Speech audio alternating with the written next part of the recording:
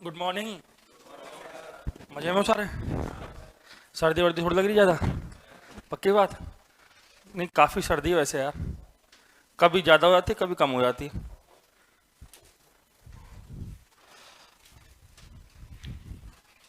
आज कुछ नए बच्चे हैं क्या? एक आध। अच्छा, कल अपन ने गति के बारे में पढ़ रहे थे अपन थोड़ा बहुत। पहला टॉपिक स्टार्ट किया था अपना सॉलिड रिजिड डायनेमिक्स, दृढ़ पिंड गति की। यही क्या था भाई? और उसमें अपन पहले बेसिक्स बता रहे थे कि गति किस प्रकार की होती है, कौन कौन सी गति होती है। सही बात है? क्योंकि एक्चुअल में रिजिड डायनेमिक्स में अपन मेनली क्या पढ़ेंगे? घूर्णन गति, रोटेशनल मोशन। क्या पढ़ेंगे भाई? Rotational motion. तो कल गति के बेसिक बताते हुए कहां तक बता दिया था, एक बार मुझे याद दिला दो। 3D मोशन लिखवा दिया था क्या मैंने? तीनों तक लिखवाया, बहुत बढ़िया। तो लिखो, कण की गति की प्रकृति के आधार पर गतियां।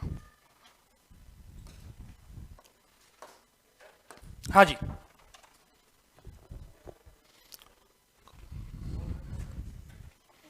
बहुत ज्यादा मोटा।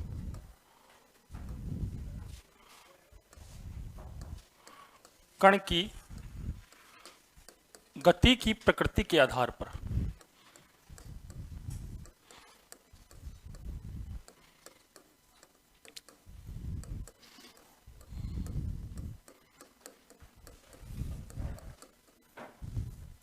Motion on the basis of nature of motion of particle.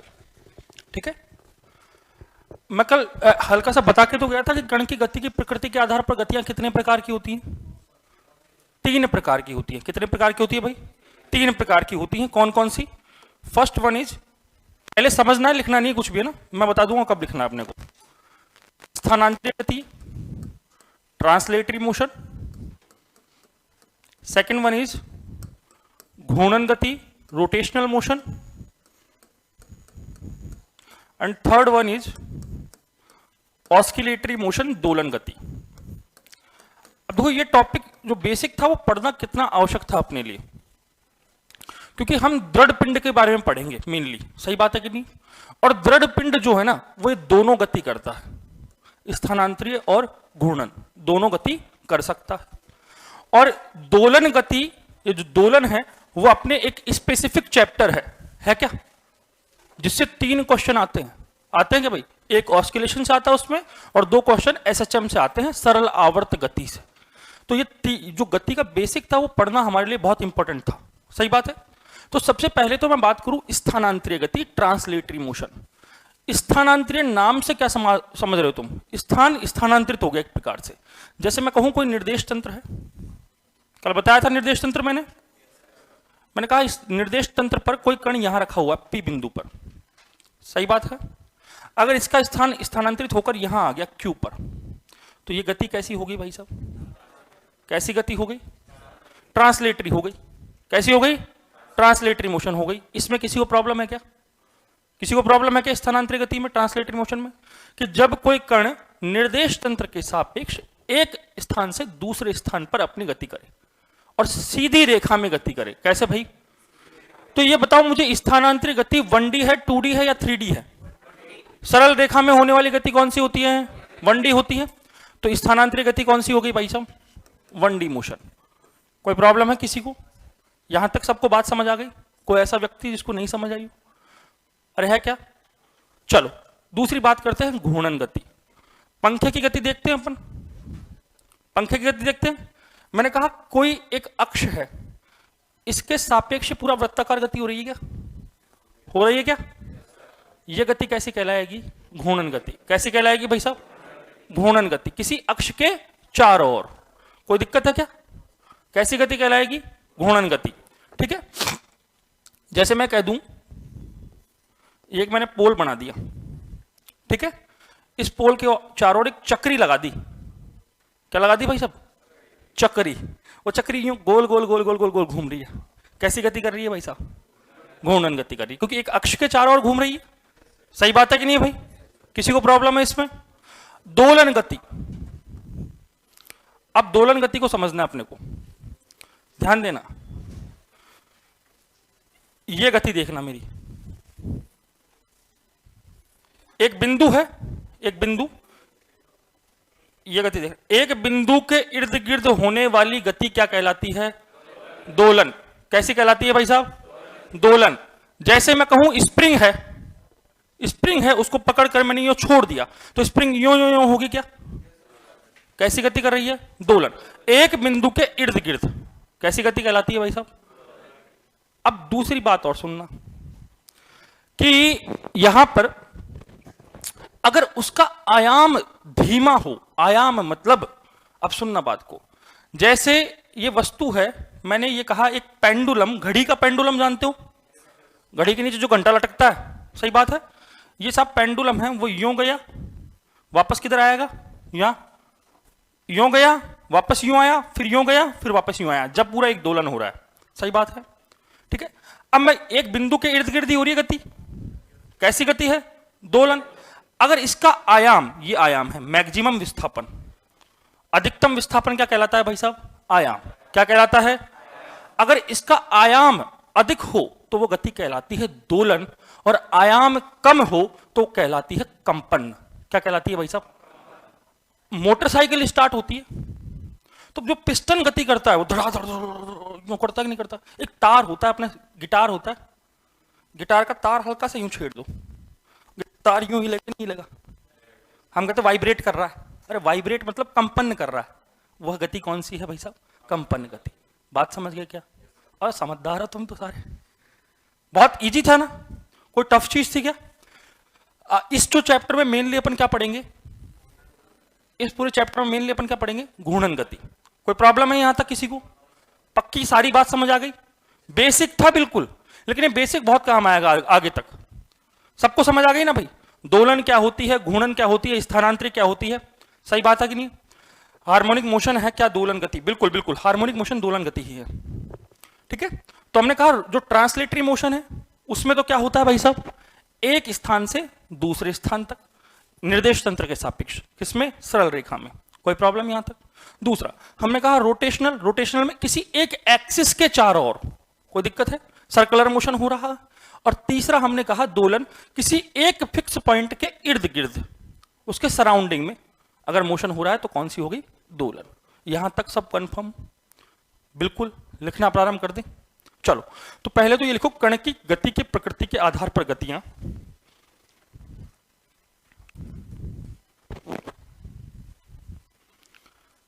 कण की गति के, अच्छा, जब तक अपन फिजिक्स को अपने हाथों से, हाव भाव से, आसपास से नहीं समझेंगे ना, तब तक नहीं समझ सकते चीजों को। क्या है कि प्रैक्टिकल करके समझ पाओगे फिजिक्स को। बहुत लंबा समय हो गया छूटे हुए। बायोलॉजी वाले बच्चे बहुत ज्यादा होंगे, मुझे जितना लगता है। कितने हैं बायोलॉजी वाले बच्चे इसमें? और बहुत छूट गई उनकी फिजिक्स, बहुत टाइम हो गया शायद पढ़े। ऐसा बहुत कम होंगे जिन्होंने अभी रिसेंट 12th की होगी, सही बात है कि नहीं? बहुत कम, नेग्लिजिबल, नगण्य। जैसे अपन कहते हैं ना कि भाई साहब जो प्रत्यास्थ वस्तुएं होती हैं वो आदर्श होती हैं। अच्छा, फिजिक्स में आदर्श बहुत मानते हैं अपन, फिजिक्स में आदर्श बहुत मानते हैं। आदर्श यहां भी मानेंगे, अभी इस चैप्टर में भी पढ़ाऊंगा दृढ़ पिंड, तो हम कहेंगे आदर्श होता है, होता कुछ नहीं है आदर्श नाम की चीज। हम कहते हैं एक राजा हरिश्चंद्र आदर्श थे जो हमेशा सत्य बोलते थे, सत्य बोलते थे। क्या इस कलयुग में संभव है ऐसा? और वो भी मोबाइल के जमाने में है क्या साहब? नहीं है ना। तो वो आदर्श मान लिया अपन ने। क्या मान लिया भाई? कि एक व्यक्ति आदर्श है हमारे लिए, महात्मा गांधी, कि भाई साहब ये तो बहुत बढ़िया आदमी है, पर आदर्श नाम की कोई वस्तु। समझ गए बात को? इनडायरेक्टली समझ गए तुम? चल, हाँ भाई, लिखो, पहला लिखो स्थानांतरित गति।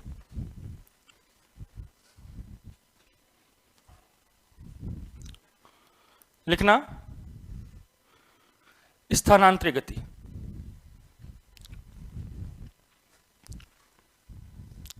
निर्देश तंत्र के सापेक्ष, निर्देश तंत्र के सापेक्ष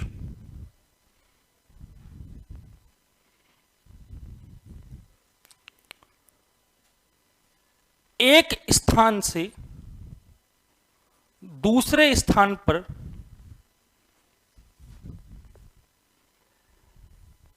कण की सरल रेखीय गति, कण की सरल रेखीय गति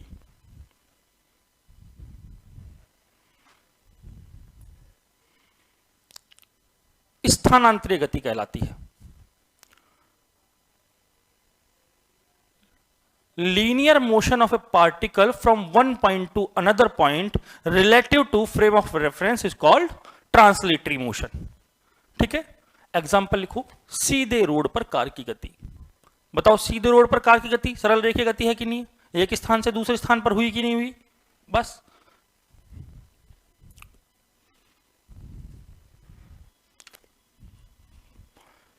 दूसरा लिखो घूर्णन। अच्छा, ये डायग्राम भी बना लो, ये डायग्राम बना लो इसमें,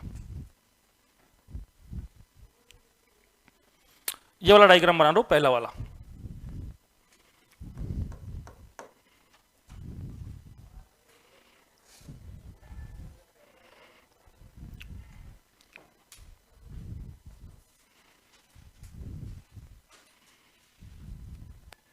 यहां तक कोई प्रॉब्लम है? आगे इंग्लिश में धीरे बोले, वापस बोल देते। Linear motion of a particle from one point to another point relative to frame of reference is called translatory motion. Second one is rotational motion, घूर्णन गति। Second one is rotational motion, घूर्णन गति। लिखना,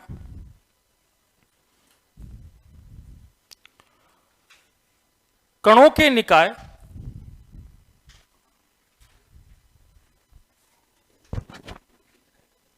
हाँ सबको दिख रहा है, ये सबको दिख रहा है ना वहां दूर तक, कि बोर्ड ये घुमाया जाए, दिख जाएगा ना, हाँ सबको दिख जाए। कणों के निकाय की एक अक्ष के परितः,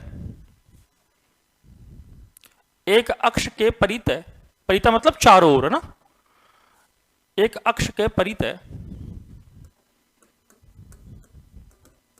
परितः, परितः का अर्थ क्या होता है भाई साहब, चारों ओर होने वाली वृत्ताकार गति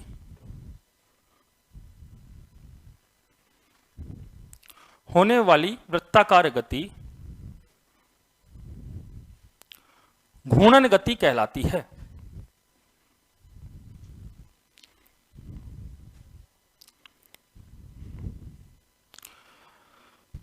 सर्कुलर मोशन ऑफ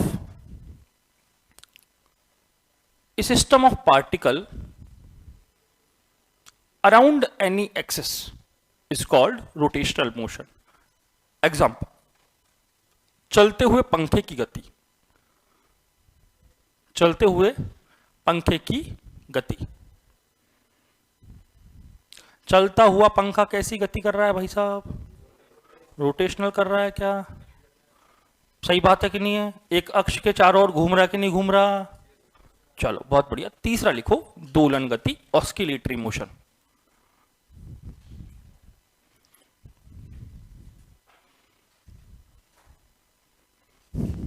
अभी तक सही है, कल तो बहुत गर्मी लग गई थी।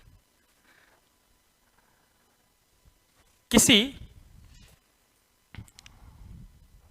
कण की एक निश्चित बिंदु के, किसी कण की एक निश्चित बिंदु के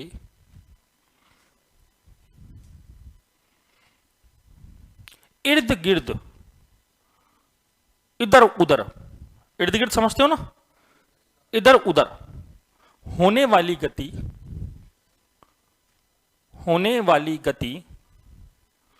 दोलन गति कहलाती है।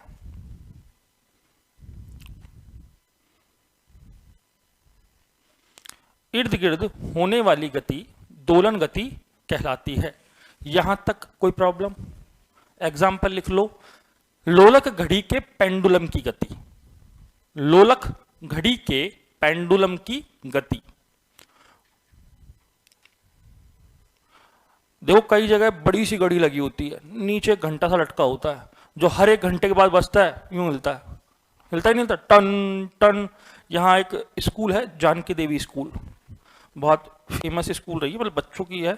आप सोचो इतने इतने से बच्चों की LKG UKG में 1.5 लाख रुपए फीस है, और 1.5 लाख हमने पूरी पढ़ाई भी नहीं लगाया, सही बात है कि नहीं। और जिसमें तो मम्मी पापा का इंटरव्यू हो रहा होगा इंग्लिश में, पहले मम्मी पापा इंटरव्यू देने जाए, बेटे को पढ़वाना है एलकेजी में। अब अपने गांव के क्या है, बड़ बाप करने का ईटी पकड़ तू थारी स्कूल ने माँ के में पढ़ा लिया, और मास्टर जा का खे और जागा कल फीस को दे रहा बार हाल मांग बाजरों को कट्यो। सही बात है ना? वहाँ 1.5 लाख रुपए पहले जमा कराओ और पढ़ाने के अलावा सारा काम कराते हैं।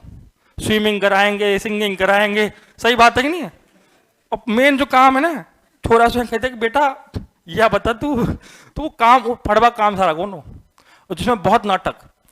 बुधवार है तो बुधवार को टिफिन में ये आएगा, मंगलवार को आएगा। माँ का भणी को यही सब चीज, माँ का छह कौन जुगाड़। सही बात है कि 3 ड्रेस कर दी, यहाँ काई पैर जा तो बहुत लफड़े आजकल के स्कूलों में। शिक्षा प्रणाली बहुत बदल गई। सही बात है कि नहीं भाई? अब तो ऐसा लगता है कि भाई साहब हम दो हमारे एक ही अच्छा। खर्चा कितना हो गया। चलो आगे बढ़े तो दोलन गति तक समझ आ गया सबको, ऑस्किलेटरी मोशन तक। अब लिखो समय के आधार पर गतियां। समय के आधार पर गतियां।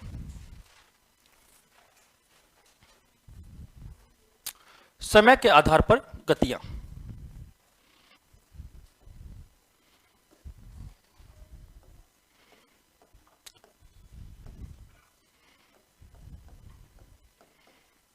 Motion on the basis of time.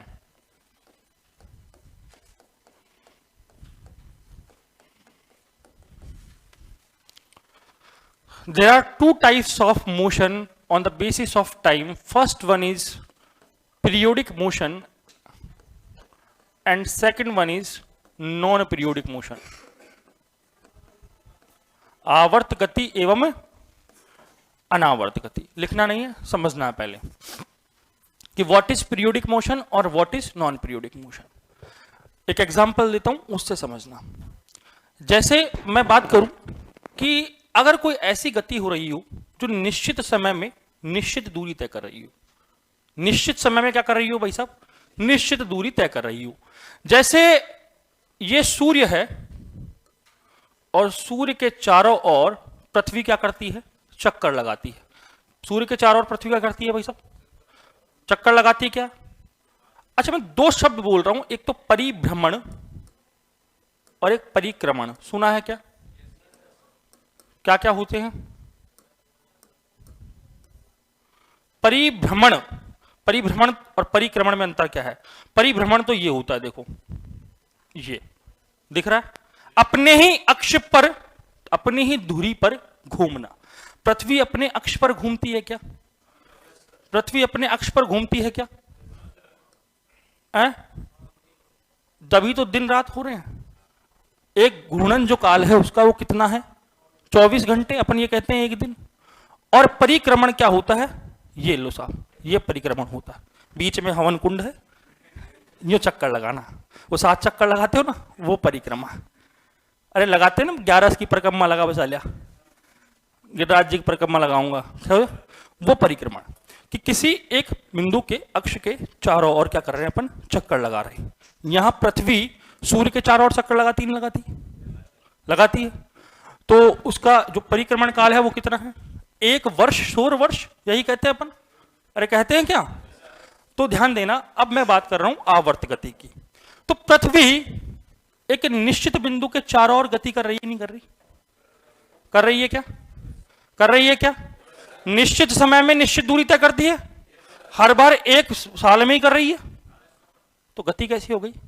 आवर्त। कैसी हो गई भाई साहब? मतलब उस गति के दौरान उसकी चाल क्या होनी चाहिए? नियत। चाल क्या होनी चाहिए भाई साहब? नियत। या मैं कहूं, अभी मैंने सरल लोलक का एक एग्जाम्पल दिया था कि पेंडुलम है, इस प्रकार से गति कर रहा। सही बात है क्या? अगर वो निश्चित समय में यूं जाकर, यूं आकर, यूं जाकर और यूं, ये एक दोलन हो गया। अब अगले दोलन में भी उतना ही समय ले तो गति कैसी हो गई भाई साहब? आवर्त। सबको समझ आ गई बात? सबको पक्का समझ आ गई? बात है अनावर्त की। ठीक है, सपोज दैट आवर्त और अनावर्त में अंतर ऐसे भी समझ सकते हो कि एक दिन तुम सुबह उठे और तुम में थोड़ा सा जोश आ गया कि नहीं यार, फिटनेस बनानी है, मेरी जैसा स्लिम ट्रिम होना है। सोचो तुम ऐसे जोश जगाया करो कभी कभी। मैं तो बड़ा स्लिम ट्रिम हूं, कोट मोटा है ये, मैं पतला हूं साहब। हाँ, तुम सोचो इसके अंदर क्या 6 पैक में दिखाता नहीं, ऐसे थोड़ी है। अब दिखा दो बच्चे डर जाए। तो तुम में जोश जग गया, तुमने क्या किया कि भाई साहब मैं जा रहा हूं आसपास गार्डन देख के, ये लो नेहरू गार्डन, तुम नेहरू गार्डन के चक्कर लगाने चले गए। अब नेहरू गार्डन का जो एक चक्कर है वो 900 मीटर का है। कितने का है मेरे को पता है, मैंने चक्कर लगाए।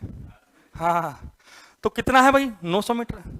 तुम भाई साहब पहला चक्कर लगाए 5 मिनट में, कितनी देर में, दूसरा चक्कर भी तुमने 5 मिनट में लगाया, तीसरा भी 5 में लगाया।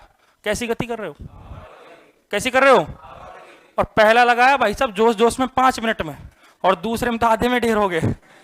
चलो फिर भी रोते गिरते तुमने आधे घंटे में लगा लिया। और तीसरा तो कहते, तीसरे में हाथ जोड़ दिया कि साहब आप बस की नहीं लगती। वो गति कौन सी है भाई साहब, अनावर्त, जो निश्चित समय में निश्चित दूरी तय ना करे, अनिश्चित समय में हो रहा है काम।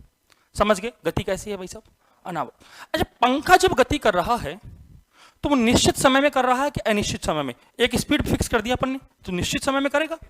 सही बात है कि नहीं है, सही बात है कि नहीं है। तो आवर्त और अनावर्त का अर्थ समझ गए क्या। अब आवर्त गति भी 2 प्रकार की होती है। आवर्त गति भी कितने प्रकार की होती है, दोलन और कंपन, जिनका नाम तुम अब सुन चुके। सही बात है क्या, नाम सुन चुके क्या। दोलन गति कौन सी होती थी, जो मैंने बताया एक बिंदु के इर्द गिर्द होती है, बताया था मैंने। एक बिंदु के इर्द गिर्द होने वाली गति कैसी होती है, निश्चित समय में हो रही है, इसलिए वो दोलन आवर्त हो गई। कैसी हो गई भाई साहब, निश्चित समय में हो रही है। और कंपन मैंने बताया था अगर आयाम कम हो, आयाम कम हो, जैसे मोटरसाइकिल के पिस्टन की गति बताया था, तार की गति, गिटार तार की गति। अब मैं एक 2 स्टेटमेंट लिख रहा हूं और तुम्हें बताना है मुझे कि भाई साहब कौन सा स्टेटमेंट सही है कौन सा गलत है। स्टेटमेंट फर्स्ट,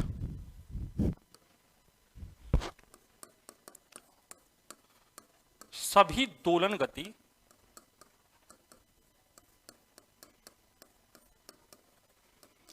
आवर्त गति होती है।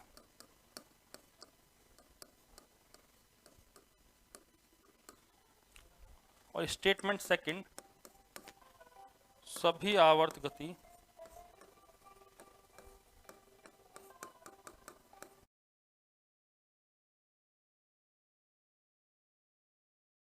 आवर्त गति दोलन गति होती है। ऑप्शन लिख रहा हूं मैं, टेंशन मत लो। ऑप्शन ए दोनों सही, ऑप्शन बी दोनों गलत, ऑप्शन सी फर्स्ट सही सेकंड गलत, और ऑप्शन डी फर्स्ट गलत सेकंड सही। सोचो आराम से, प्यार से, प्रेम से, और आंसर दो। ऑप्शन ए वाला कोई है क्या, ऑप्शन ए वाला कोई है क्या, नहीं है। बी वाला, सी वाला, सी वाले काफी सारे हैं। डी वाला, तो ये बाकी 10 एक बच गए, वो किसके हैं, वो ना ए के ना बी के, ये कह रहे हैं साहब ये क्वेश्चन हमने स्किप कर दिया ना। ऐसा मत करो। देखो इतने सारे बच्चों ने सी आंसर दिया है तो कुछ सोच समझ कर दिया होगा, सही बात है। और आंसर होना भी क्या चाहिए, सी। पहली बात तो ऐसे ही समझ जाओ कि भाई साहब ये इसका टाइप है तो इसके तो सारे इसमें होंगे ही होंगे, सही बात है कि नहीं। और ऐसे भी समझ जाओ कि ये इसके 2 टाइप है, मतलब सारे आवर्त दोलन तो नहीं हो सकते, सही बात है कि नहीं। ये भी समझ सकते हो तुम।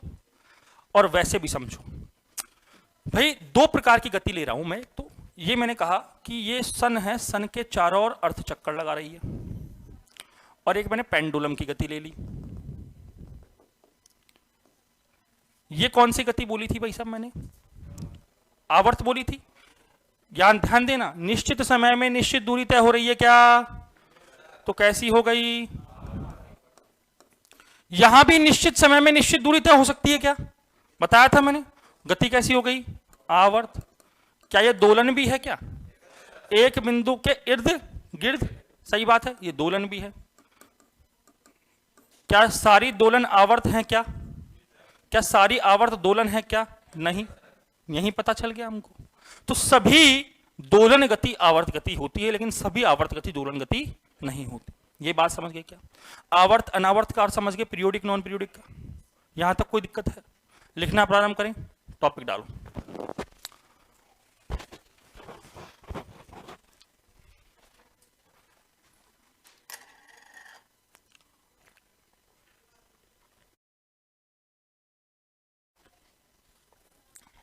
समय के आधार पर गतियां, पहली आवर्त गति। समय के आधार पर गतियां, उसमें पहली आवर्त गति।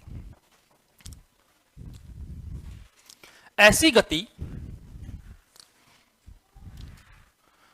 गति जिसमें कण, ऐसी गति जिसमें कण निश्चित समय अंतराल में निश्चित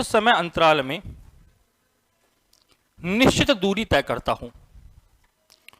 ऐसी गति जिसमें कण निश्चित समय अंतराल में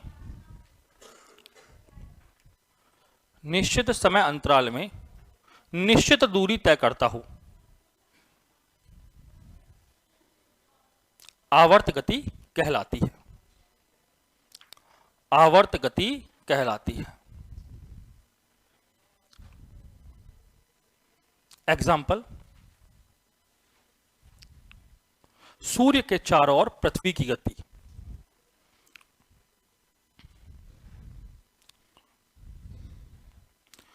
That motion in which particle covers definite distance in a definite time interval, that is called periodic motion. Example, सूर्य के चारों ओर पृथ्वी की गति, नाभिक के चारों ओर इलेक्ट्रॉन की गति। अच्छा, नाभिक के चारों ओर इलेक्ट्रॉन की गति भी कैसी होगी? आवर्त, क्योंकि इलेक्ट्रॉन की एक फिक्स कक्षीय चाल होती है। अरे होती कि नहीं होती? बोहर मॉडल पढ़ा था, बहुत इंपॉर्टेंट है। 2 क्वेश्चन आएंगे बोहर मॉडल से। कितने क्वेश्चन आएंगे भाई? 2 क्वेश्चन आएंगे। 18 का पेपर उठा के देख लेना, 16 का उठा के देख लेना। बोहर मॉडल बहुत इंपॉर्टेंट है। बोहर मॉडल और सतत स्पेक्ट्रम बहुत इंपॉर्टेंट है। दोनों मिलाकर 4 क्वेश्चन देते हैं अपने को, बहुत इजी क्वेश्चन आते हैं। न्यूमेरिकल आते हैं वैसे तो, पर कैसे देंगे? बहामर श्रेणी की अधिकतम तरंग दैर्घ्य क्या होगी, ऐसा इजी क्वेश्चन। सबको फॉर्मूला रटा पड़ा होता है। रटा हुआ है क्या? कहीं कितनों को याद है? हाँ सर, एक तो बोला हाँ सर। अच्छा, बोहर मॉडल तो याद होगा? याद है क्या? क्या है? राम जाना कहते पढ़ा होगा, जब याद हो जाओ। अब बाहर कोल का है भी, अब बाहर सब सपा चट से। सही बात है ना? कोई बात नहीं। दूसरा लिखो इसमें, मतलब एग्जाम्पल ही लिखना भी। एक और लिखना, सरल लोलक के पेंडुलम की गति, motion of pendulum of simple.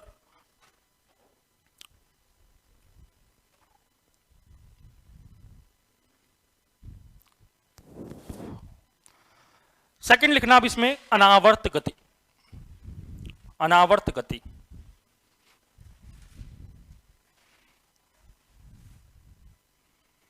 अनावर्त non periodic motion लिखना, ऐसी गति जिसमें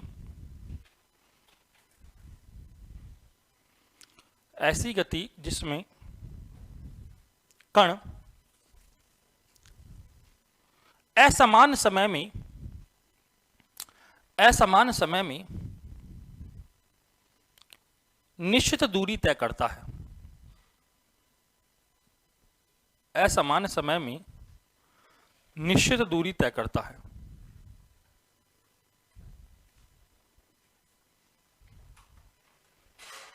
अनावर्त गति कहलाती है। That motion in which particle covers definite distance in unequal time interval, that is called non-periodic motion. Example लिख लो,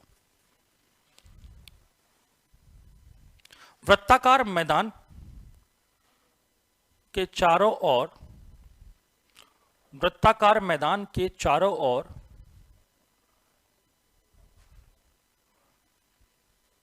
अलग अलग समय में चक्कर लगाना। मतलब समझ रहे हो? अलग अलग समय का अर्थ समझ रहे हो भाई? पहला चक्कर लगा दिया 5 मिनट में, दूसरा 7 में, तीसरा 10 में, चौथा 15-20, ऐसे अलग अलग समय में चक्कर लगाना। अब नोट डालकर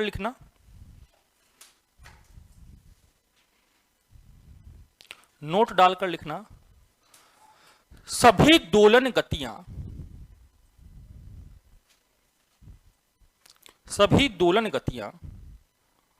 आवर्त गति होती हैं।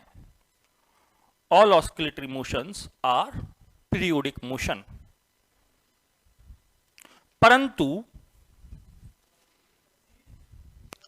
सभी आवर्त गति, परंतु सभी आवर्त गति दोलन गति नहीं होती हैं।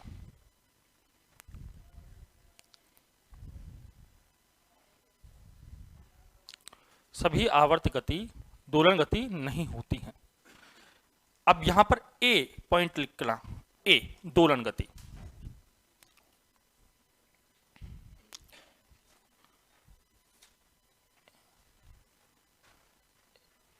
यदि, अच्छा दोलन गति में मैं लिखवा चुका दोलन गति की परिभाषा, तो यहां वापस लिखवाने की आवश्यकता थोड़ी है? तो ए, जो ए पॉइंट डाल के लिख रहे हो उसमें दोलन एवं कंपन दोनों लिख लो, दोलन एवं कंपन, दोलन एवं कंपन गति है ना जो लिख रहे हो उसमें, दोलन एवं कंपन गति।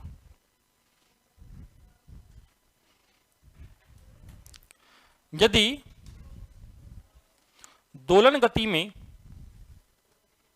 यदि दोलन गति में कण का आयाम, यदि दोलन गति में कण का आयाम अधिक है,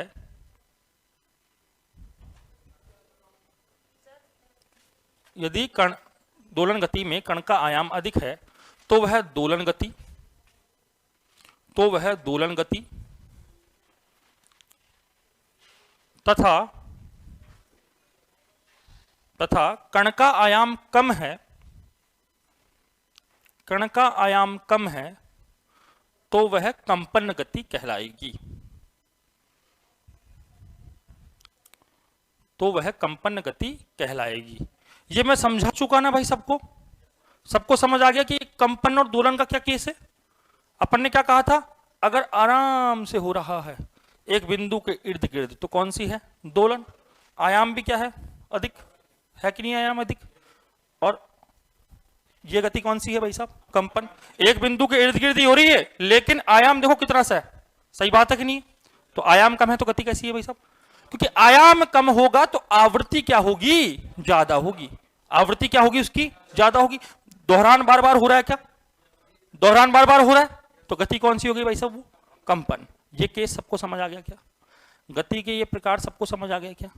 अब गति के काफी सारे और प्रकार हैं लेकिन उनकी चर्चाएं अपन नहीं करेंगे, क्यों, क्योंकि हमारे जो काम का बेसिक था वो ये था। अब वैसे और भी हम लिख सकते हैं अन्य गतियों में कि सब वृत्ताकार गति, प्रक्षेप्य गति, यादृच्छिक गति, सही बात है कि नहीं, पर हमको उनसे मतलब है क्या, नहीं, हम केवल वो बेसिक पढ़ रहे थे जो हमारे इस पूरे सिलेबस में काम आएगा, सही बात है, कोई प्रॉब्लम है यहां तक। अब लिखो टॉपिक दृढ़ पिंड।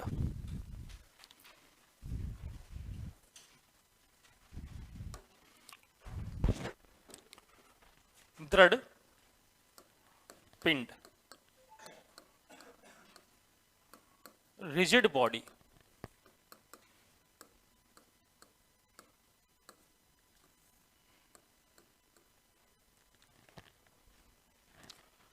यहां से एक्चुअल अपना टॉपिक जो है, चैप्टर है, वो स्टार्ट हो रहा।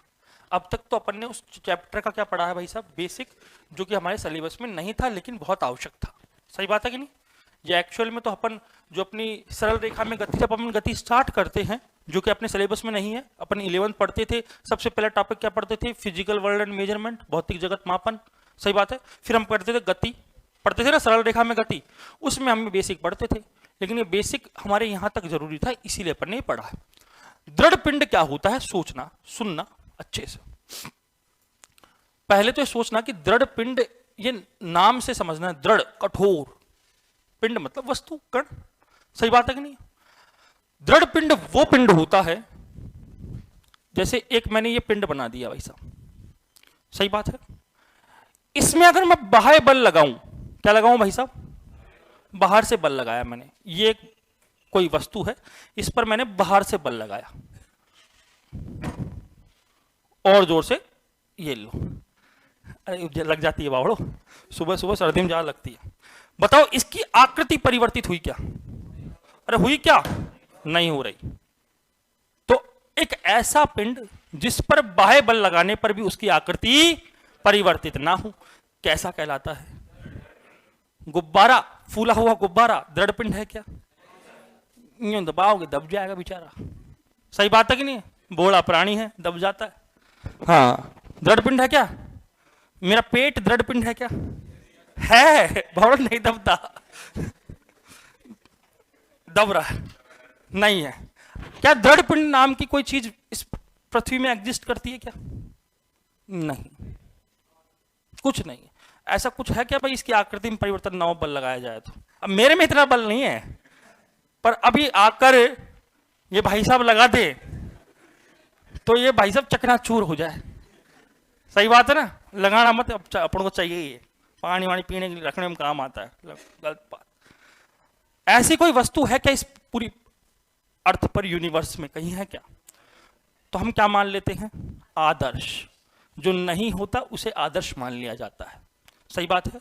बचपन में हमसे कहा जाता था कि आदर्श बनाओ अपना कोई। स्कूल में नहीं होता था, प्रेयर के बाद में लास्ट में प्रेरक प्रसंग और वो समाचार पत्र पढ़ा जाता था, तो कुछ ज्ञान दिया जाता था, कहते थे आदर्श बनाओ अपना कोई। मैंने स्वामी विवेकानंद को आदर्श माना, मैंने इसको माना, मैंने उसको माना। हम कहते थे हम आदर्श कैसे माने, होता ही नहीं कुछ आदर्श तो। सही बात है कि नहीं है भाई? फिजिक्स अगर तुम समझ रहे हो तो तुम ये समझ जाओ आदर्श नाम की कोई चीज नहीं होती। इस पूरे यूनिवर्स में आदर्श कुछ नहीं होता, बस मान लिया जाता है कि माना एक आदर्श था जिसके मम्मी पापा का नाम XY था भाई आदर्श। ठीक है। तो दृढ़ पिंड नाम की कोई वस्तु नहीं होती है। दृढ़ पिंड क्या होता है कि वह पिंड जिस पर बाह्य बल लगाया जाए तो उसके आकार में कोई परिवर्तन ना हो। मतलब कि उसके जो कण हैं, कई सारे कणों से मिलकर बना। अच्छा, जो टेबल बनी है इसमें लकड़ी के छोटे छोटे बुरादे होंगे, इनके मध्य कौन सा बल लगाया बताओ? ससंजक बल। कौन सा लगाया भाई साहब? Cohesive force. कौन सा? Cohesive force. दो बल होते हैं, ससंजक और आसंजक। अब देखो क्या है कि फिजिक्स में तो तुम इसको नहीं पढ़ोगे, वैसे चैप्टर था अपना पर सिलेबस में नहीं है, लेकिन केमिस्ट्री में ही आएगा। ससंजक और आसंजक। ससंजक मतलब समान अणुओं के मध्य, समान पदार्थ के अणुओं के मध्य आकर्षण हो। लकड़ी के छोटे कण मिल गए, एक टेबल बना दी। मिट्टी के छोटे कण मिल गए, एक ईंट बना दी। पानी की छोटी बूंदें मिल गई, बड़ी बूंद बना दी। कौन सा बल हो गया? और असमान पदार्थ के अणुओं के मध्य, असमान पदार्थ के अणुओं के मध्य आकर्षण जो होगा वो कौन सा होगा? आसंजक। जैसे मैं कहूं ब्लैक बोर्ड होता है, उस पर चौक से लिखते हैं अपन, व्हाइट बोर्ड पर मार्कर से लिखते हैं, ब्लैक बोर्ड ही आ जाता पता नहीं क्यों। अब व्हाइट बोर्ड और व्हाइट बोर्ड में डिजिटल हो गया, इस पे क्या व्हाइट बोर्ड पर मार्कर से लिखते हैं, मार्कर की इंक जो है वो अलग पदार्थ। सही बात है। बोर्ड जो है वो अलग पदार्थ। दोनों चिपक कैसे गए, उसको लिखा कैसे गया? ये पेन से तुम कॉपी में लिख रहे हो, किसकी वजह से लिख रहे हो भाई साहब? आसंजक बल। सही बात है कि नहीं? आज दीवार पर पेंट चिपक जाता है, किसकी वजह से? आसंजक। तो ये प्रकृति में जो वस्तुएं इतनी बनी है, इतना सब कुछ किया है, किन बलों की वजह से किया है? ससंजक आसंजक। सही बात है कि नहीं? ये पेन बन जाता क्या बिना ससंजक के? ससंजक बल नहीं होता तो भाई साहब प्लास्टिक के छोटे छोटे कण मिलकर ऐसी आकृति कैसे बनाते? सही बात है कि नहीं भाई साहब? तो ससंजक बल, आसंजक बल। अच्छा, फिर मैं कह रहा था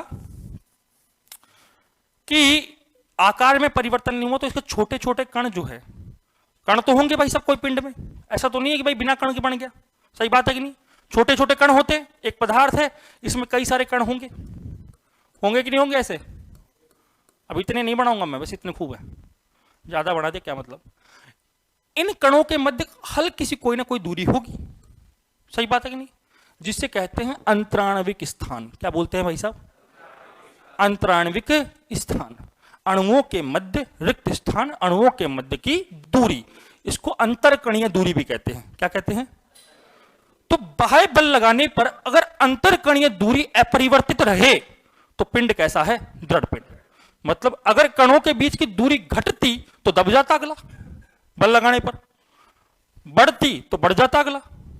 वो तो वही है, न दब रहा, न घट रहा, न बढ़ रहा। सही बात है। आकार में कोई परिवर्तन हुआ क्या? तो अंतरकणीय दूरी क्या हो गई भाई साहब? समान रह गई।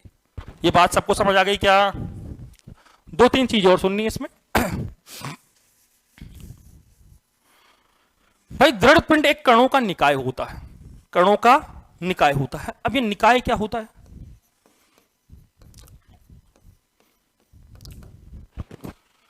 कणों का एक ऐसा समूह जिसमें कण परस्पर अन्योन्य क्रियाएं करते हैं, अर्थात एक दूसरे पर क्रियाएं करते हैं, या तो बल लगाते हैं एक दूसरे पर, छेड़ते हैं एक दूसरे को। और कहां जा रहे हो? सही बात है, बल लगाते हैं। अब बल तो लगा ही रहे, या फिर एक दूसरे से टक्कर करते हैं। क्या करते हैं? एक दूसरे से टक्कर करते हैं। वो पूरा जो समूह है क्या कहलाता है? दृढ़ पिंड। ओ सॉरी, निकाय। क्या कहलाता है भाई? निकाय। निकाय समझिए क्या होता है? कणों का समूह। कणों का समूह जिसमें कण एक दूसरे पर क्या करते हैं? क्रियाएं करते हैं, पारस्परिक क्रियाएं करते हैं। सबको निकाय समझ आ गया? पक्की बात। आंतरिक बल, जो टर्मिनोलॉजी में बोल रहा हूं वो सुनते रहना ना आराम से, और समझ जाओ तो ही हाँ बोलना, बिना समझे हाँ मत बोल देना। आंतरिक बल। अब कणों का समूह है दृढ़पिंड में। दृढ़पिंड एक निकाय की भांति व्यवहार करता है जिसमें कणों के समूह। तो कण एक दूसरे पर पारस्परिक बल भी लगा रहे होंगे, तभी तो एक दूसरे को जोड़े रखा उन्होंने। सही बात है कि नहीं भाई? ये कण इसको एक दूसरे से बांधा हुआ, मैंने कहा ससंजक बल, अभी कहा था क्या? ससंजक बल क्या करता है? कणों को बांधे रखता है एक दूसरे से आकर्षित करके। सही बात है। तो बल लग रहा है नहीं लग रहा? लग रहा है नहीं लग रहा? तो यह बल ही क्या कहलाता है? आंतरिक बल। क्या कहलाता है भाई साहब? और जो कण हैं वो एक दूसरे पर समान परिमाण में समान और विपरीत बल लगाते हैं। कैसा बल लगाते हैं भाई साहब?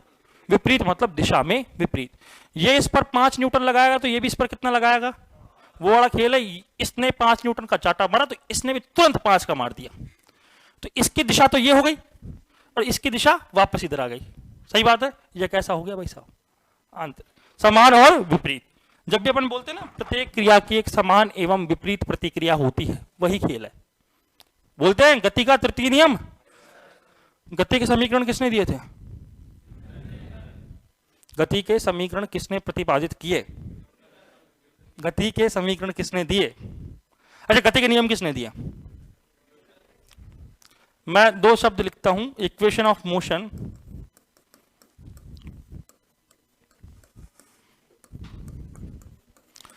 और लॉज ऑफ मोशन। जल्दी जल्दी बताना।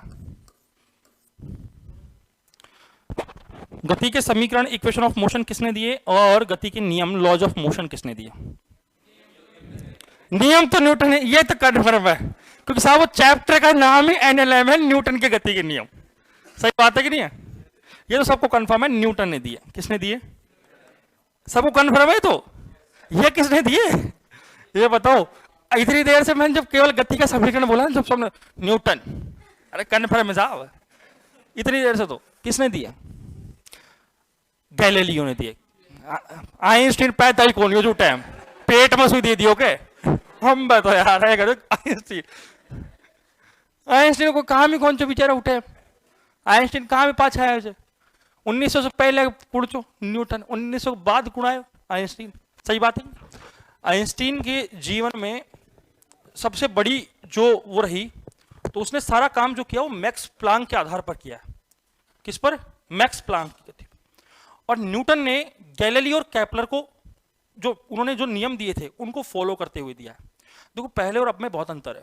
पहले क्या होता था कि संचार वंचार नहीं होता था, इतने किताबें लिखी जाती थी, कोई भी नियम प्रतिपादित किया जाता था तो बहुत समय लगता था किताब, फिर वो किताब फैलने में, इतनी मार्केटिंग नहीं थी ना। तो पहले क्या होता था, जैसे एक वैज्ञानिक ने कोई नई खोज की तो पहले ऐसे कंपटीशन भाव नहीं था, तो ये क्या करता था, अपनी खोज के बारे में दूसरे वैज्ञानिकों के पास अपने पत्र भेजा करता था। ठीक है, तो फिर उनसे राय लिए करते थे वो। तो जैसे मैंने कोई नई चीज बना रहा हूं मैं, पर मुझसे सही हो नहीं पा रहा, लेकिन मैंने चीजें भेजी इसको, तो ये उस पर काम करेगा, ये उस पर काम करेगा, तो क्या पता नई चीज खोज दे। ऐसा न्यूटन के साथ बहुत हुआ। केपलर का तृतीय नियम है, उसके आधार पर उसने गुरुत्वाकर्षण दे दिया। क्या दे दिया भाई साहब? और न्यूटन की खोज जो सबसे बड़ी है वो क्या है? गुरुत्वाकर्षण। हम आज भी ये पढ़ते हैं साहब, एप्पल, वो सुबह सुबह गया था लोटा लेके, पेड़ के नीचे बैठ गया, एप्पल गिरा। सही बात है कि नहीं है? और क्या क्यों गया था वो पेड़ के नीचे? हम जैसे क्या होते, उठा खा जाते। वो अगला सोचा कि क्या चक्कर है भाई साहब। अब ये देखो बेवकूफ आदमी कभी कभी ऐसे कहते हैं कि उसके ऊपर एप्पल गिरा तो सोचा, अरे भाई साहब बचपन से पैदा हुआ तब नहीं देख रहा था क्या चीजें नीचे गिर रही हैं। सब कुछ नीचे गिरता, बचपन से तो देख रहा होगा करीब। और गैलीलियो ने इनर्शिया के बारे में बताया। गैलीलियो ने किसके बारे में बताया भाई साहब? जड़त्व के बारे में। जड़त्व जब आया तभी तो गति का प्रथम नियम आया। किसने दिया? न्यूटन ने। बताओ, देखो न्यूटन बेचारा, आटा किसी ने ओसना, आटो लगा रोटी बेल दियो, जब शक रीजी ना आदि तो तुरंत आ और घी लगा और खागो। कौन? न्यूटन। सही बात है कि नहीं? तो न्यूटन ने दिए थे किस गति के नियम, और आइंस्टीन ने क्या दिया, सॉरी गैलीलियो ने क्या दिए थे, गति के समीकरण। ठीक है, तो हमने कहा भाई आंतरिक बल हम समझ गए। ठीक है, एक चीज है बाह्य बल। क्या है भाई? बाह्य बल, एक्सटर्नल फोर्स। एक्सटर्नल फोर्स तो गति के नियमों से ही परिभाषित होता है। गति का प्रथम नियम क्या कहता है कि यदि कोई वस्तु स्थिर है तो स्थिर रहेगी, गतिशील है तो गति में रहेगी, जब तक उस पर कोई बाह्य बल ना लगे। गति का प्रथम नियम है कि if F external is equals to 0 then v is equals to constant.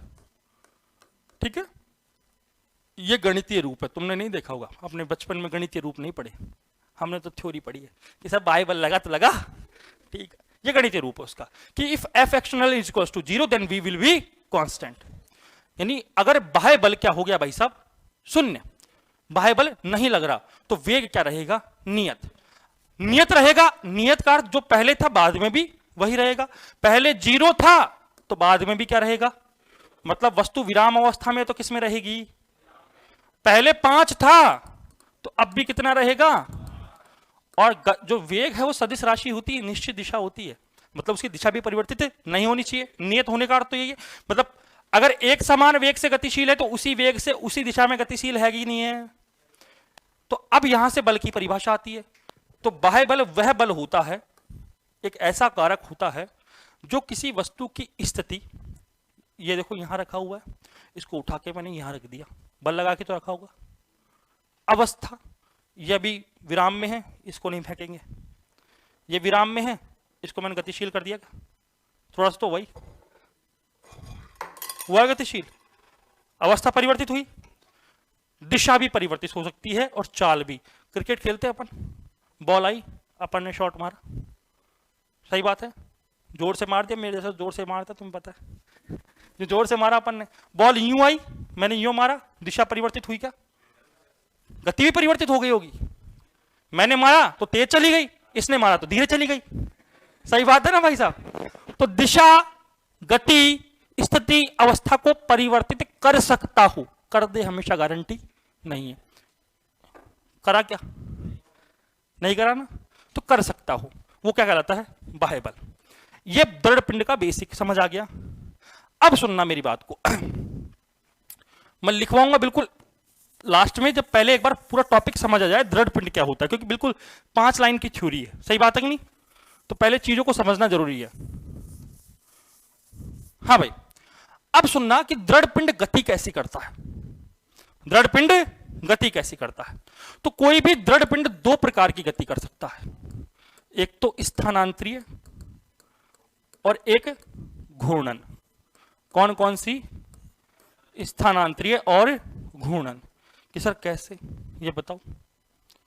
मैंने कहा एक अक्ष के परितः गति होगी, वो तो कौन सी होगी भाई साहब? सही बात है, यही कहा था क्या? उसका जो अक्ष बिंदु है वो क्या रहना चाहिए? नियत रहना चाहिए। अब मान लो मैंने एक वो छोटा वो गेम होता है ना, क्या होता है इसमें, एक ऐसे टेबल सी रखी रहती है, बीच में छोटा सा नेट रखा होता है, वो छोटा छोटा टुक टुक टुक टुक करते हैं, वो टेबल टेनिस, टीटी। तो टेबल टेनिस का बल्ला, एक क्या बोलते हैं उसको? बल्ला ही बोल लेते हैं अपन तो।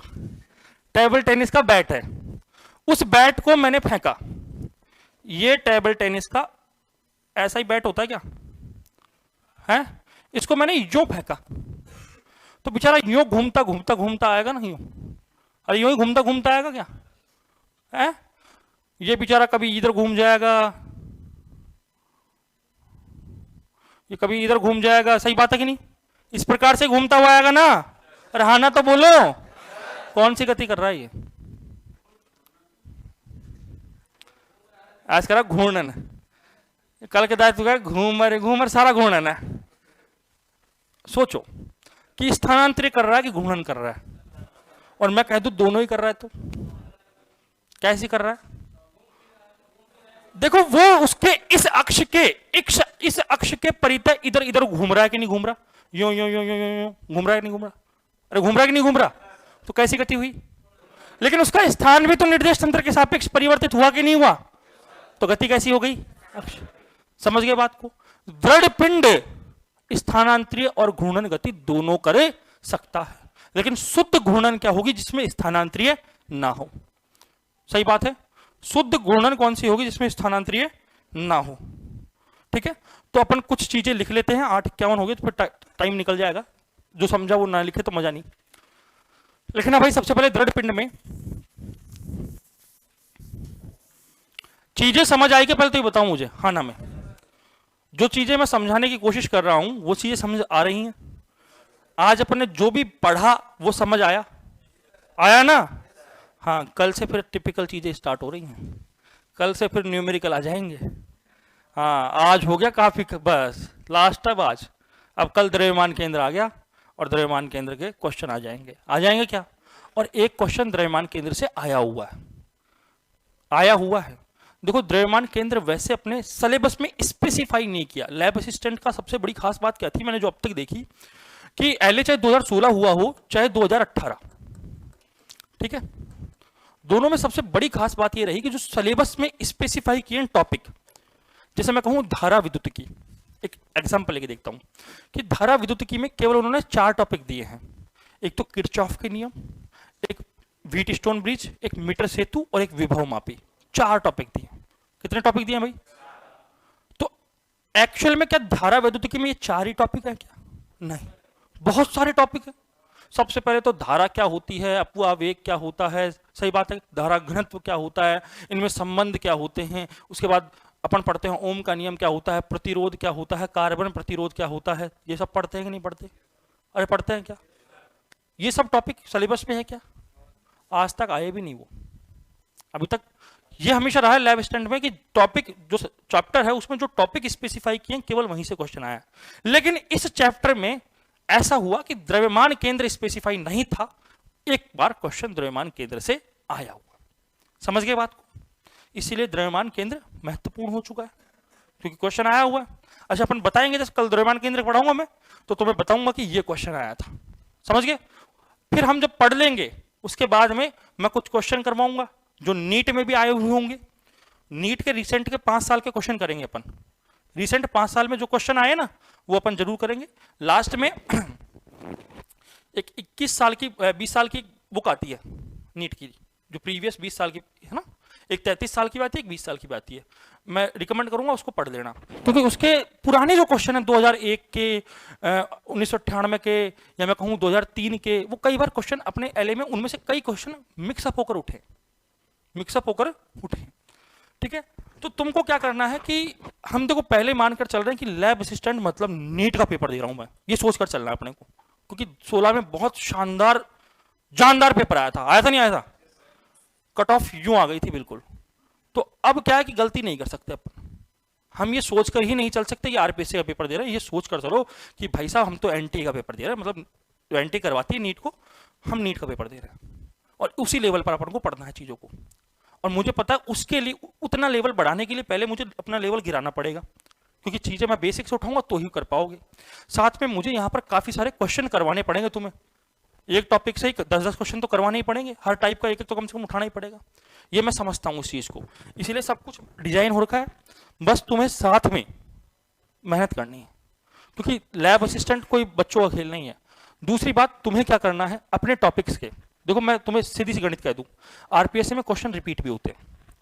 तो फर्स्ट ग्रेड वाला जो पेपर है, सेकंड ग्रेड साइंस वाला जो पेपर है, फर्स्ट ग्रेड फिजिक्स का ना, सेकंड ग्रेड वाला जो पेपर है, एलए के जो दोनों पेपर हैं अपने, उसके अलावा एक संस्कृत डिपार्टमेंट का पेपर और होता है सेकंड ग्रेड का, फर्स्ट ग्रेड का, ठीक है। उन सब पेपर के आरपीएससी के जो रिसेंट पेपर है उनको उठाना है। क्यों उठाना है? अपने अपने टॉपिक जो हैं सिलेबस के, उनके क्वेश्चन अपने को देखने हैं कि अपन से होते हैं कि नहीं होते। इतना पढ़ा, नीट लेवल भी पढ़ा, नहीं होते फिर क्या मतलब, सही बात है कि नहीं। और प्रैक्टिस भी करनी है, और कोई बड़ा इसमें आपका समय नहीं चला जाएगा। नेट पर आजकल सब कुछ अवेलेबल है, खूब हर बच्चे के पास 1 GB 1.5 GB 2 GB तो नेट आता ही है। एक जमाना था जब 1 GB पूरे साल महीने चलाते थे, यूँ थोड़ा सा फेसबुक चलाया फिर बंद कर दिया, वो भी ओपेरा मिनी में, तो यार ऐप में चलाएंगे ज़्यादा खर्चा हो जाएगा। सही बात है कि नहीं? 10 MB खर्च हो गए, बंद कर। यूट्यूब तो चलाते ही नहीं थे उस टाइम पे, सत्य बात है। यूट्यूब चलाते थे उस टाइम पे? यूट्यूब तो सोचो बहुत बड़ी चीज़ थी। गाना भी MP3 पे डाउनलोड करते थे, हैं, songs.pk से। चलो लिखो भाई। तो प्रैक्टिस इस प्रकार से करनी है अपने को ना, मेहनत पूरी करनी है। दृढ़ पिंड, सर एग्जाम में कितने क्वेश्चन आएंगे प्लीज टेल मी। अरे मैं बता चुका ये क्वेश्चन तो कल ही बताया था, 33 से 35 क्वेश्चन आएंगे अपने फिजिक्स के, ठीक है, 33 से 35 और 2 से 3 क्वेश्चन केमिस्ट्री के उठा लेंगे अपन। सही बात है? बस लिखो भाई। एक ऐसा पिंड, आई एम कंफ्यूज्ड। क्यों कंफ्यूज हो रहे साहब? 150 क्वेश्चन है टोटल, जिसमें 50 क्वेश्चन किसके हैं? राजस्थान ज्योग्राफी के 25 और राजस्थान आर्ट कल्चर के 25। उसके बाद में 33 से 35 किसके हैं भाई साहब? फिजिक्स के हैं। लगभग 32 के लगभग किसके हैं भाई साहब? केमिस्ट्री के। बचे जो भी हैं वो किसके हैं? बायोलॉजी के। 100 टोटल क्या होते हैं साइंस के। कट ऑफ कितनी गई थी? 189। लास्ट बार कितनी गई थी? 189। तो अब तुमको कितने लाने हैं? 250। अरे जब अपन सोचेंगे ना कि 100 रुपये कमाऊं, जब जाके 10 रुपये कमा आते हैं भाई साहब। हाँ, ऐसे सोचोगे 200, तो 200 तो तुम सोच रहे हो, ऐसा होता है। और कई बार क्या ज़्यादा भी नहीं सोच जाना चाहिए कि नहीं सर मैं 300 ही लाऊंगा। वो होता है। एक बार एक पेपर मैंने दिया, तो उसकी कट ऑफ लास्ट ईयर, मतलब जब मैंने दिया था तो उससे पहले कट ऑफ गई थी 200 में से 164। तो मैं मुझे जीके नहीं आती बिल्कुल भी, मतलब जीके अपनी फेल है। तो मैं टेक्निकल बीटेक बैकग्राउंड से हूँ, तो टेक्निकल तो मैं कर दिया। 120 नंबर की टेक्निकल थी, 80 नंबर की नॉन टेक थी। तो मैंने सोचा क्या यार, अपन ने लगभग 98 नंबर का टेक्निकल सॉल्व कर लिया, और 98 नंबर से तो कुछ होना नहीं है। सही बात है कि नहीं? तब जीके अटेम्प्ट की जाए। मैंने कितनी क्वेश्चन करना चाहिए? क्या कम से कम इतने क्वेश्चन तो करें अपन कि अपने 170 नंबर हों, मतलब पूरी जीके अटेम्प्ट करो लगभग। मैंने सब पे बी से बालाजी, सी से चौथ माता की जय मैंने सबको लगा दिया। फिर पता चला कि नंबर क्या हुए? वो सारे नेगेटिव वो 98 थे वो भी चले गए तो ऐसा नहीं करना। हाँ लिखो, एक ऐसा पिंड जिस पर बाह्य बल लगाने पर, सर मैंने वेबसाइट पर देखा था एक क्वेश्चन 1 नंबर का है, मतलब कि 300 क्वेश्चन 300 नंबर के। ये ऐसा मैंने देखा था, तो ये सही है या गलत? आपने गलत देख लिया साहब, बिल्कुल गलत देख लिया। 150 क्वेश्चन 200 300 नंबर पर क्वेश्चन 2 नंबर। एक ऐसा पिंड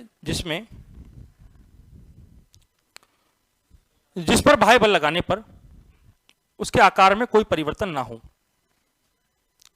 उसके आकार में कोई परिवर्तन ना हो, या अंतरकणीय दूरी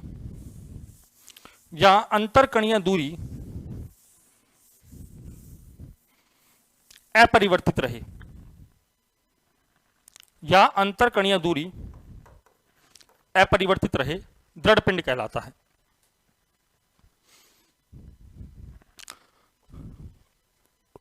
दृढ़ पिंड कहलाता है। अगला लिखो निकाय, नीचे लिखो उसके निकाय। कणों का ऐसा समूह है जिसमें प्रत्येक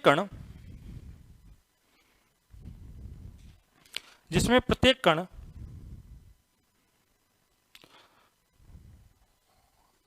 परस्पर अन्योन्य क्रियाएं करते हैं।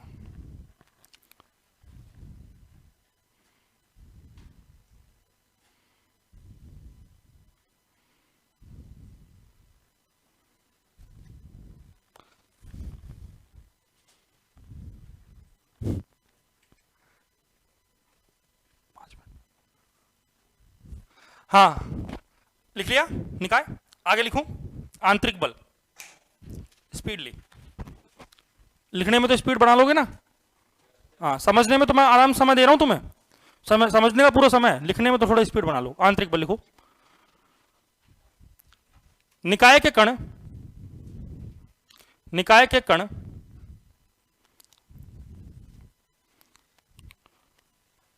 एक दूसरे पर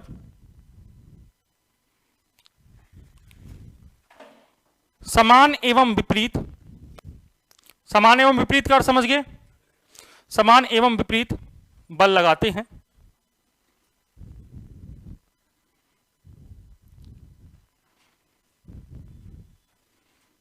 ठीक है, नीचे लिखो बाह्य बल, एक्सटर्नल फोर्स।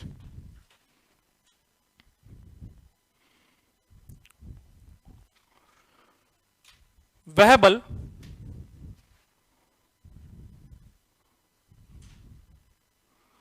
जो निकाय की स्थिति, अवस्था, गति या दिशा को परिवर्तित कर सकता हो। That force which can change position, state, motion or direction is called external force. All the particles of system attract each other by a same and opposite force, that is called internal force. Nikai, a group of particles in which particles react on each other, that is called system. And Dradpind, a body in which if any external force acts on it, then the shape of it will not change, that is called rigid body. यहां तक सबने लिख लिया। बाह्य बल को एक ऐसा बल जो किसी निकाय की स्थिति, अवस्था, गति एवं दिशा को परिवर्तित कर सकता हो, बाह्य बल कहलाता है। समझ आ गया सबको? पक्की बात? आज के लिए बहुत बहुत आपको धन्यवाद। चलो।